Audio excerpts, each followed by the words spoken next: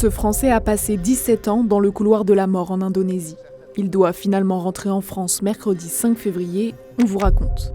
Cet homme, c'est Serge Atlaoui, âgé de 61 ans aujourd'hui. Originaire de Metz, il est père de 4 enfants et artisan soudeur de profession. En 2005, il connaît des problèmes d'argent et part travailler en Indonésie. Le 11 novembre 2005, il est arrêté dans une usine dans la banlieue de Jakarta. Dans cette usine, les autorités découvrent des dizaines de kilos de drogue, notamment de l'ecstasy, et Serge Atlaoui est accusé d'être un chimiste. Lui se défend, il affirme qu'il n'a fait qu'installer des machines industrielles dans ce qu'il croyait être une usine d'acrylique. Il me signalait quand il y avait une machine qui était défectueuse et je devais les contrôler, c'est tout. En Indonésie, la législation antidrogue est l'une des plus sévères du monde. Serge Atlaoui est condamné à la prison à vie pour trafic de drogue. Pire, en mai 2007, la Cour suprême indonésienne alourdit la sentence et décide qu'il doit être fusillé, comme 8 autres membres du réseau.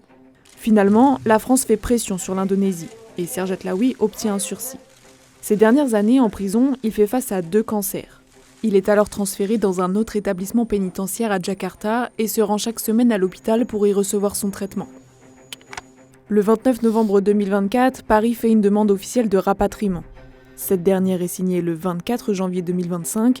Serge Atlaoui sort de prison le 4 février et est attendu en France le lendemain, près de 20 ans après son arrestation.